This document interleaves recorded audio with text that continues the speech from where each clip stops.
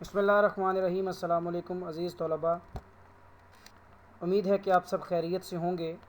جماعت ہشتم مطالعہ پاکستان کی لیکچر سیریز کے آج کے لیکچر میں حسنین قمر آپ کی خدمت میں حاضر ہوں۔ عزیز طلباء، آج لیکچر نمبر 9 میں ہم جو ٹاپک آپ بچوں کے سامنے پڑھیں گے وہ باب نمبر 2 تحریک پاکستان اور پاکستان کا قیام ہی لیا گیا ہے۔ شملہ کانفرنس اور انتخابات۔ جب 1942 میں کرپس مشن ناکام ہو گیا اور جنگ عظیم دوم بھی چل رہی تھی تو پہل تو یہ جنگ انگریز ہار رہے تھے، لیکن بعد میں وہ جنگ جیتنا شروع ہو گئے۔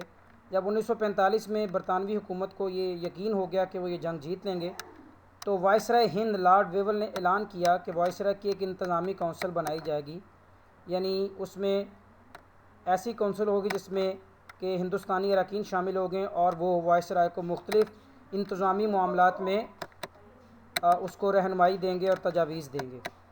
کہا گیا کہ اس کونسل میں جو نمائندگی ہے وہ آبادی کے تناسب سے ہوگی، مسلمانوں اور ہندوؤں کی تعداد برابر ہوگی۔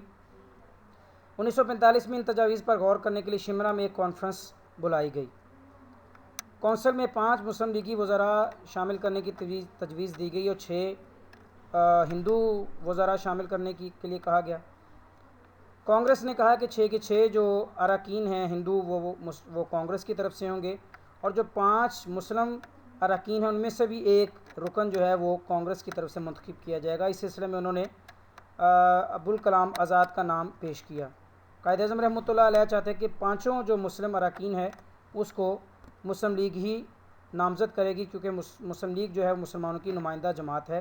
اسی نقطہ پر یہ شملہ کانفرنس ناکام ہوئی۔ جب شملہ کانفرنس بھی ناکام ہو گئی، کرپس مشن بھی ناکام ہو گیا، تو اب انگریز سرکار نے یہ فیصلہ کیا کہ دیکھ لیتے ہیں کہ لوگوں میں کس جماعت کی کتنی حیثیت ہے۔ اس سلسلے میں 1945-1946 میں انتخابات کرانے کا فیصلہ کیا گیا۔ 1945 دسمبر 1945 میں مرکزی قانون ساز اسمبلی کے الیکشن کرانے کا فیصلہ کیا گیا اور جنوری 1946 میں صوبائی اسمبلیوں کے انتخابات کرانے کے لیے کہا گیا۔ دسمبر 1945 میں جو مرکزی قانون ساز اسمبلی کے انتخابات ہوئے اس میں پورے ہندوستان سے مسلمانوں کے لیے 30 نشستیں تھیں، وہ 30 کی 30 مسلم لیگ نے حاصل کیں۔ اور جب جنوری 1946 میں صوبائی اسمبلیوں کے انتخابات ہوئے تو اس میں پورے ہندوستان سے مسلمانوں کے لیے 492 نشستیں تھیں، جس میں مسلم لیگ نے 428 جیتیں۔ مرکزی سطح پر مسلم لیگ نے 100% کامیابی حاصل کی اور صوبائی سطح پر 90% کامیابی حاصل کی۔ اس کامیابی کا مطلب یہ تھا کہ اب لوگوں نے مسلم لیگ کا ساتھ دے کے یہ ثابت کر دیا تھا کہ جو مسلم لیگ ہے مسلمانوں کی نمائندہ جماعت ہیں اور مسلمان مسلم لیگ کے موقف سے ہم آہنگ ہیں اور مسلمان ایک علیحدہ وطن چاہتے ہیں۔ کابینہ مشن پلان 1946۔ 1945 میں انگلستان میں لیبر پارٹی کی حکومت آئی۔ انگلستان میں 2 پارٹی سسٹم ہے، ایک لیبر پارٹی اور کنزرویٹو پارٹی۔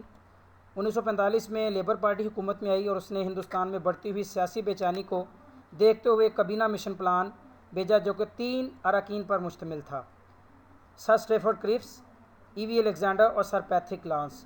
چونکہ یہ تینوں اراکین جو تھے وہ برطانوی پارلیمنٹ کے ممبر تھے، اس لیے اس کو کابینہ مشن پلان یا کیبنٹ مشن پلان کہا جاتا ہے۔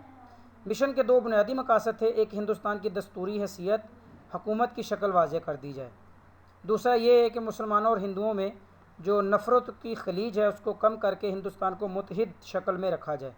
لیکن 1945-46 کے انتخابات نے ایسا ثابت کر دیا تھا کہ ہندو اور مسلمان اکٹھے نہیں ہو سکتے اور مسلم لیگ کا جو واحد مطالبہ ہے وہ یہ ہے کہ پاکستان بنایا جائے، یہ مسلمانوں کے مسائل کا حل ہے۔ کابینہ مشن پلان جو ہے وہ اس نے کانگریس اور مسلم لیگ دونوں کے اراکین سے علیحدہ ملاقاتیں کی، لیکن ان ملاقاتوں کا کوئی خاطر خواہ نتیجہ برآمد نہ ہوا، لہٰذا 16 مئی 1946 کو ان اراکین نے اپنی طرف سے ایک منصوبہ پیش کیا جس کو کہ کابینہ مشن پلان کہا جاتا ہے۔ برصغیر میں یونین قائم کی جائے گی، یعنی تمام ہندوستان کو اکٹھا رکھا جائے گا جس میں صوبے بھی ہوں گے، ریاستیں بھی ہوں گی۔ مرکزی امور کے علاوہ جتنے بھی تمام جو دیگر امور ہیں، انتظامات ہیں، وہ صوبوں کو دے دیے جائیں گے، صوبے خود مختار ہوں گے اپنے معاملات کو چلانے میں۔ صوبوں کو اختیار ہوگا کہ وہ گروپ بنا لیں. کہا گیا کہ 3 گروپ بنائے جائیں گے، گروپ اے، گروپ بی، گروپ سی صوبوں کے.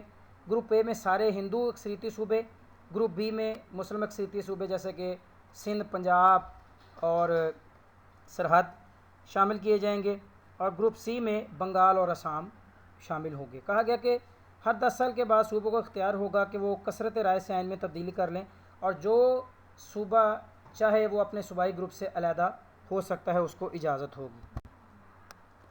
عبوری حکومت کا قیام.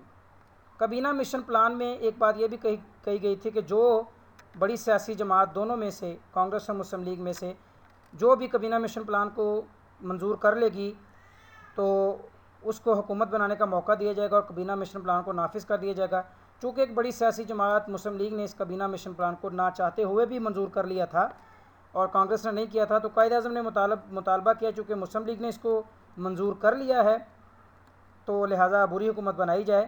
لیکن انگریز سرکار نے بدعہدی کرتے ہوئے کہا کہ اتنی بڑی سیاسی جماعت کانگریس کے بغیر حکومت نہیں بنائی جا سکتی، لہٰذا کانگریس کو بھی حکومت میں شامل کیا گیا. 5 مسلم لیگی وزراء کے نام تجویز کیے گئے، جس میں ابراہیم اسماعیل چندری گڑھ، لیاقت علی خان، سردار عبدالرب نشتر، راجہ غنظفر علی خان اور اقلیتی رکن جو کہ ہندو اچھوت برادری سے تعلق رکھتا تھا جوگندر ناتھ منڈل، اس کو شامل کیا گیا. عبوری حکومت کانگریس اور مسلم لیگ کے اختلافات کی وجہ سے کام نہ کر سکی، اور چونکہ مسلم لیگ یہ فیصلہ کر چکے تھے کہ ہندوستان کے سیاسی مسائل کا واحد حل 2 آزاد ریاستوں یعنی ہندوستان اور پاکستان میں مضمر ہے، لہٰذا وزیر اعظم برطانیہ نے 20 فروری 1947 کو اعلان کیا کہ حکومت جو ہے وہ جون 1948 تک تمام ہندوستان سے اپنا اقتدار اٹھا لے گی، اس طرح پاکستان عرض وجود میں آ جائے گا. یہ تھا آج کا لیکچر. امید ہے کہ آج کا لیکچر آپ کو سمجھ آیا ہوگا. جو آپ کے لیے ہوم اسائنمنٹ وہ یہ ہے کہ آپ نے اس میں جو کابینہ مشن پلان کے جو 2 بنیادی مقاصد ہیں وہ آپ نے اس کو دیکھنے ہیں. اسی طرح کابینہ مشن پلان کے جو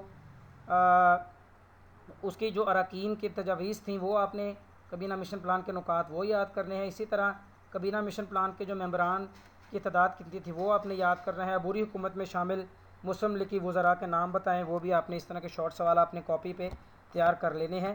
امید ہے کہ آج کا لیکچر آپ کو سمجھ آیا ہوگا. آپ کا کوئی سوال ہے تو اس کو کامنٹ باکس میں ضرور لکھیے گا تاکہ آئندہ آنے والے لیکچر کو بہتر کیا جا سکے. اگلے لیکچر کے لیے مجھے اجازت دیجیے. اللہ حافظ و ناصر ہو.